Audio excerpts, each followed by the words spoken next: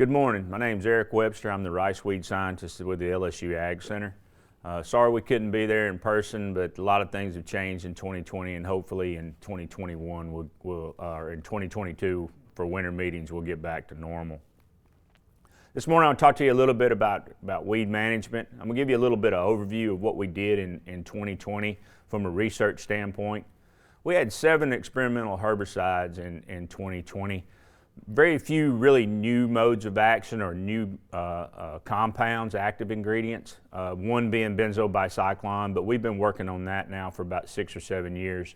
The others are really just new formulations of already labeled products and or some prepackaged mixes that are already labeled. The individual products are labeled, but they're not, the prepackaged mix has not been labeled.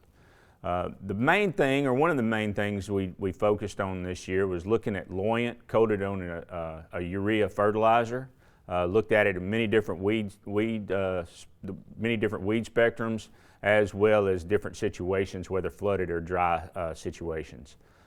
Worked real close with the weed science group. Worked real close with the breeding program, mainly looking at the Previsia lines. Dr. Famoso had 3 experimentals that we used this year in a research project, also comparing that back to PVL02 and PVL01. We also been doing quite a bit of work looking at rates of Previsia, what it takes to control weedy rice or some of our off types. What rate of Previsia will it take to control a 2 to 3 leaf weedy rice versus, say, one that's in the reproductive phase at PI. We're doing quite a bit of work with residual programs as well, both in the flooded system, or conventional system, if you will, versus an upland system. A lot of upland rice or row rice, if you will, up in the northeast part of the state. Some interest down in the southwest part of the state. So I just want to briefly touch on that just a little bit today as well. And looking at the activity of rogue or benzoyl bicyclon on weedy rice. That's something you've probably heard about, and it does have some activity, but I just want to kind of show you what we've been doing in 2020 from an activity of this herbicide on weedy rice. Kind of shift gears a little bit, talk about the upland rice research that we did in 2020. I've got a grad student working on this work. Basically what we're doing is looking at overall weed management programs, not individual products or experimental products necessarily in the upland rice situation, but mainly looking at an overall program, overlaying residuals. Every time we put a herbicide application out, we want to make sure we got a residual herbicide going out. We used the Clearfield hybrid this year in our system, Gemini, and the main reason we want that, we want one that has a little bit more disease tolerance, as well one that will tiller quite a bit and canopy as quick as possible, using that rice from a weed control standpoint as well. The overall study had command applied at a relatively low rate. The low end of the labeled rate is a true pre across the area immediately after planting. We followed this when the rice came out of the ground at about 2 to 3 leaf stage, or 1 to 2 leaf stage actually, with an early post herbicide that had both residual activity as well as some post-emergence activity to control the weeds that are emerged, but also give us that residual activity over time. And then we had a with or without a late post application that again contained a post-emergence herbicide with residual activity, again to extend that residual to where we reduce the amount of germination, keeping those weeds small, so when we do come back with a post-emergence treatment, we're dealing with a much smaller weed and it doesn't get out of hand on us. I'm just going to talk about barnyard grass management in this particular trial. We had several different weeds, broadleaves, and grasses as well. I want to mainly talk about barnyard grass control this morning. This slide just represents barnyard grass control with no late post treatment. If you look along on the left-hand side of the slide, you've got control from 0 to 100. The red bar denotes a rating at 14 days after that early post application, and then the 21-day or the yellow bar is 21 days after the late post. This particular slide shows the data without the late post application. You'll notice we get good control, 80%, around 80% to 90% control when that residual pre is put down. Again, it had 8 ounce. This had 12 ounces of command pre, and then we followed with that early post application. And the early post is along the x-axis is new path with command, a split application to command, new path with prowl, rice 1, which is a command prowl premix, gambit, which of course has both residual activity and post activity on broadleaves, and then we had clear path, which is new path and quinclorac prepackaged mix. And again, when you're using those multiple prepackaged mixtures with multiple modes of action, you're kind of getting that residual as well as post-emergence activity using more than one mode of action as well. Now when you look at this compared to the same treatments, but we've actually had the late post treatment in there, which was new path and regiment, you can see that late rating, that yellow bar, how much more it increased over that 14-day early post application, or the no late post that I showed on the previous slide. Those, and I'll toggle right back and forth here. That's without the late post. Notice the yellow bar, and then the late post yellow bar when it is added to the system. Looking at yields, again, just mainly focus in on that yellow bar across all treatments. We got a bump in yield compared to the no late post treatment. So if you add that late post, again, you're getting the residual plus the post-emergence activity from the regimen to kind of clean that system up. Just run through a few photos here to kind of give you an idea of what we're talking about. This is just the command pre, followed by a new path plus command. So we splitting the command up, so it's 12 ounces of command both times. Again, you see those escapes from a little bit of grass or barnyard grass escapes. I don't know if you can see it or not. There's some sesbania as well as some Texas weed in there as well. Now when we follow that with a new path gambit, so we got command pre followed by new path plus gambit, we get that post-emergence activity on those broadleafs from the gambit, plus some residual activity from the gambit on those broadleafs that may germinate later in the season. And the new path helps us clean up those grasses that have come through as well. But there's a little bit of barnyard grass in there. But when we follow that with another application, a late post application, a new path and regiment, you can see we got really good weed control here. So again, we're overlaying residuals. So this one has command, new path, plus gambit. So that gives you the command pre. You get mazethapyr with the new path, both pre and post activity in that first early post application, plus the gambit that gives you the residual activity on broadleaves, plus post-emergence activity on broadleaves. And then we follow that again with a residual activity from the new path and the regiment to control those post-emergence broadleaves that have emerged, as well as barnyard grass. So just sort of wrap this up, you do lose some weed control options when you're in an upland system. Things like Londax, Loyant, Clincher, and in the future when Rogue is labeled, that's a herbicide that must be put in the water and when there's a permanent flood on the field, as well as Clincher. You don't want to put that out unless there is a flood on the field. Loyant works much better when there's water in the system. Londax works both on dry and flooded areas, but when there's a flood present, Londax is a much better herbicide. And I'll kind of show you some of this in some of our urea work as well, and you kind of see what I'm talking about here in a few minutes. It's very important for producers when they're in the upland system to know what they're dealing with. What weed pressure do they have? And you can kind of look back at previous years, whether you grew rice, even in a flooded system, you know what weeds were present. And even when you rotate to those row crops, what were you dealing with in a soybean production system? What weeds were present? And one of the things that happens is you have weed shifts in these upland systems, things that we normally don't have to deal with when the area is flooded, things like goosegrass, Johnson grass, and even pigweeds, where the water is actually aiding in that weed control, and we normally don't have those type problems in a flooded rice situation. Again, I want to stress the need for overlaying residuals in an upland system. It seems like every time you go across that field, have something in that tank, have a herbicide in that tank that gives you some residual activity. And use herbicide programs that you take advantage of multiple modes of actions. Things like command, Rice 1, which is command plus prowl, prowl and new path, those kind of things. Anything you can add 2 to 3 different modes of action, you get a lot better weed control, you broaden the spectrum, but you're also kind of preventing the development of resistance by using those multiple modes of action. And don't forget, even in an upland system or a row rice system, water's your friend. A lot of these herbicides work much better when water's present. All rice herbicides were developed by the companies when water somewhere is in the system, whether that's in a water-seeded system that's in a pinpoint flood or whether it's in a drill-seeded system in the delayed flood. There always some type of the system at some point in time is going to be flooded. Move the gears just a little bit, change gears just a little bit, looking at loyant applied on your urea granule versus a sprayed application. And this is in a delayed flood situation. So I want to kind of set this up a little bit, show you what I'm talking about with a pictorial, if you will.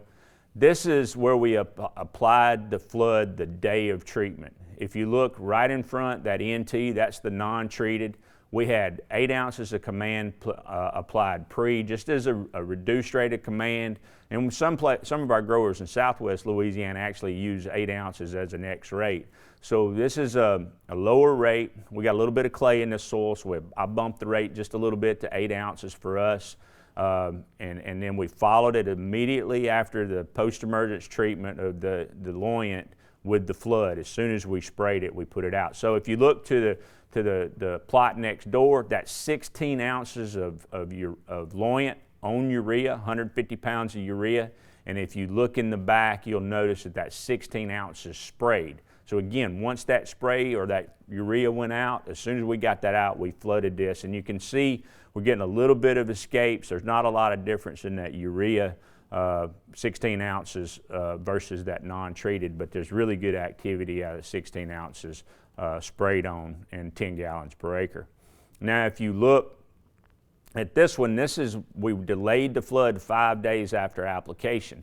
A little bit more weed control in that, or a little bit more barnyard grass escapes in that non-treated, but it's really not different. That 16 ounces of loyant on a urea is no different than the non-treated, but you can see that clean plot in the back. That's 16 ounces sprayed, so there's a big difference, and by delaying that flood, that spray is just giving you a lot better coverage than that urea that's fallen to the soil, and you're using that flood water to kind of make your application or for your coverage. And you don't have that when you put the urea on dry ground. If you look at delaying that flood 10 days out, really the 16 ounces of loyant on the urea is no different than the non-treated. You don't really get good activity on that emerged barnyard grass, and you don't get the soil residual out of that loyant as well. But when you flood with that spray, you're controlling what's up, and then you're delaying that flood. There's some escapes back there, it's hard to see, but you can see the difference in the weed control in those. So it's very important, and that's what I was saying in the Upland talk, how water's your friend. And you can see if by delaying that flood, how much more weed pressure we have than if we flood initially on day 0. Talk a little bit more about urea-coated fertilizers. Another trial we looked at was comparing Loyant and Londax versus Novixid. Novixid is a prepackaged mix of Loyant and Grasp. Loyant at 13 ounces and Grasp at 2.3 ounces. I think that's too high, and I'm going to show you some slides to kind of make that, to show you why I think it's too high. And this is both were applied, all these herbicides were applied on the fertilizer as a coated urea fertilizer or as a spray, just as a comparison. So kind of look at our non-treated. You can kind of see we use these rings instead of pulling individual plots, levees around individually plots. We use these rings. We transplant our weeds into these rings. We want to see what the herbicide is going to do on the weeds that we have in the area, especially from an aquatic weed standpoint. We have pickerelweed, bull tongue or grassy arrowhead, creeping water primrose, creeping burrhead, alligator weed, as well as some barnyard grass and yellow nutsedge in each individual ring. This is the non-treated compared to Londax at the full rate of 1.6 ounces applied on a urea into the flood. So we did have the flood established, sprayed it in that ring, put the urea in the ring at a rate of 150 pounds per acre. We want to keep it contained in the ring so we don't get some dilution outside from water that is not treated. This is Londax sprayed, so there's a little bit, you can see the difference between that urea coated with Londax versus that sprayed application of Londax. This is Loyant at 16 ounces on urea better than the Londax, whether it's sprayed or on the urea, but still you're getting a lot of escapes, especially with the barnyard grass. You're not getting real good coverage with the spray versus Loyant sprayed. Big difference in 16 ounces sprayed versus 16 ounces on the urea granule. Again, these weeds were emerged. They were anywhere from 6 to 8 inches in height. We didn't get real good coverage with the urea. You're using that flood water for your coverage, dropping that urea in the water, and then using that water to bring that Loyant up around the foliage. This is Novix on the urea, and you can see the difference in the weed control. Again, this is 13 ounces of Londax plus 2.3 ounces of Grasp, and I think this is too high a rate. This is the urea versus that spray of Novix, and you can see the real big difference here versus the Loyant even sprayed on. And what I'm saying is I think that the reason I think this is too high, look at the weed control. It's basically 100% across all the weeds that are present.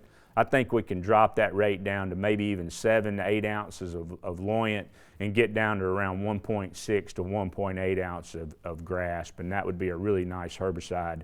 And not whether the Corteva decides to label Novix or not, it might be a good option for us that we can buy the products separately and then mix them in the tank right before spray. So just to kind of wrap up the Loyant impregnated on fertilizer, again, it will work. It's not as good on emerged weeds as the spray is. I think the spray is much better, but when you use the Loyant on a fertilizer, it's very important that flood be present. Again, the spray I think is more consistent. It's just, it's sort of an insurance policy, if you will. However, when you have vegetation next door, like a soybean field, or if you've got a house next door to your rice field that may have some tomatoes or some broadleaf flower or something like that, that fertilizer may be an option for you, especially from a drift standpoint. And we'll continue to evaluate this. We're going to look at rates and timings, as well as our weed control spectrum, and then as well as looking at our sources of fertilizer, whether it's put on a basic fertilizer or urea of some type. Talk a little bit about Previsia tolerance. As I mentioned, we work real closely with the breeding program. Take a moment to set this slide up. If you look again, we've got injury on this particular side, on the left-hand side, up to 20%, and then along the bottom are our rate ranges of the herbicide we use. So we applied a 2 to 3 leaf application once the rice was up, and then 2 weeks later followed it up with a second application. So if you look at the first cluster of bars on the left, you have the X rate of Previsia at 15.5 followed by 15.5. The middle cluster of bars is a 2X rate twice, that'd be 31 ounces followed by 31. And then on the far right, that's a 3X rate applied twice at 46.5 followed by 46.5 ounces. And you'll notice it's sort of a stair-step effect as you increase the rates. The far right-hand bar, the orange bar, if you will, is much more injury. That's the PVL01. The bars over on the left-hand side of each cluster are the experimental lines. I'll draw attention to that yellow bar on the farthest bar on the left. That's 2074. That's probably the next line that'll be released. That'll probably be your PVL03. And you can see it tracks pretty well with the PVL02, which is the darker blue bar.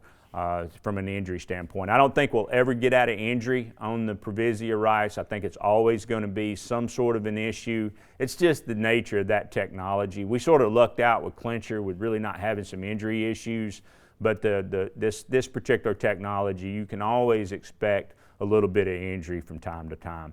If you take a look at yields, I just really want to show you pay attention closely to that yellow bar, the one on the left, and then that darker bar, it's blue. That's the 2074, which will probably be your PVL03, and then the darker bar is the PVL02. Those yields track fairly well, except when you get to the 2X rate twice of 31 followed by 31. The blue bar, the PVL02, has a little bit of yield reduction. It's probably just a blip in it. Got a little bit of an outlier there, but if you look at the 3X rate, really the new 03 and the 02 are kind of tracking from a yield standpoint and are very similar to the non-treated. So we're looking at Previsia from a rate standpoint. You know, the PVL02 is much better than the 01 when we look at our different rate ranges. And it's a much better yielder. It's more tolerant, if you will. PVL01 is just much more susceptible, and it really just looks like it's injured before you ever spray it. The newer lines that the breeding program has developed are excellent. I think you'll see this as these lines develop. With that being said, we have seen the need for a third application to sort of mirror the Clearfield system. You don't have a lot of residual with Previsia, but there is some, and I've seen that we needed that third application, just like the Clearfield system. We found out real quick we needed 2 shots of New Path and something else, so BASF labeled Beyond, so give us that third application. What BASF is doing now is looking at labeling a 3 application for the Previsia, which if you split that evenly, that'd be roughly a 10 ounce followed by 10 ounce followed by 10 ounces of Previsia. They're looking at an increase in the rates, but if they do this, they have to redo their residue research. So they're just being left unseen right now whether they're going to do that or not, but it does look like they will have a 3 application label. Again, injury with this technology will always probably be a problem to some extent. I don't think it's anything major, but just be aware of that. And again, I think the system will continue to develop, and a lot of that development has to do with the newer lines that are being developed by the breeding program. Real quick, kind of finish this up, talk a little bit about benzoyl bicyclon, or Rogue as it will be labeled when it's labeled in the South, about from a weedy rice control standpoint. Many of you have probably heard about this. It does have some activity on weedy rice. Matter of fact, in some of the Far East countries like Korea, they don't use this product because of the injury to their conventional rice lines. So again, looking at benzoyl bicyclon, what we did in 2019, we actually went around the state and collected 71 weedy rice samples from around the state. Probably 70%, 75% of those came from Southwest Louisiana. We got some from North Louisiana as well. It's actually got about 4 or 5 samples out of Arkansas. So we wanted to test for what's called the HIS1 gene. And research has shown, and there's publications out there that talk about the HIS1 gene being present, and if it's present in weedy rice or in our conventional rice lines, that particular line will be tolerant to benzoyl bicyclon. If that HIS1 gene is not present, then it will be potentially susceptible to benzoyl bicyclon. So of the 71 samples we collected, 14 of them were susceptible to benzoyl bicyclon, or 20%. So, you know, not every one of those lines were susceptible to benzo, whether that controlled them totally or whether they were just a little bit of injury on them.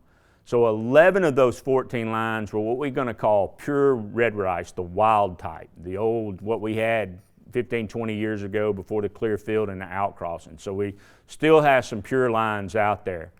2 of those 14 lines contained the Clearfield. So most of the Clearfield, my point here is we think if it has the Clearfield resistance, if you've got a field of Clearfield rice that you've been having problems with red rice, you're not getting the control of that red or weedy rice, then chances are that Clearfield gene is present, and then chances are that HIS1 gene is present. So if you've got a situation where you know you have resistance there, you're probably not going to have activity from benzoyl bicyclon. And just sort of give you a little idea of what I'm talking about, we have 4 different lines in this particular slide. This where there's no rice present, that has no HIS1 gene present. The one there's a couple of plants still left. That particular sample had both the HIS1 gene and no HIS1 gene found in the samples that were pulled. And then the rice that is surviving there, the weedy rice samples we have in this particular ring, or have the HIS1 gene present, and we have basically no activity from the benzoyl bicyclon. So I think it's something that can be useful, although when you look at the percentages that we're getting, as my students like to say, you can get 80% control 20% of the time. And I just don't think this is something you can hang your hat on consistently to get control of weedy rice with this product. Again, I want to thank you for the opportunity to visit with you today, and hopefully get to see you in the future. If you got any questions, most of you know how to get in contact with me. I'll be glad to answer them. Thank you.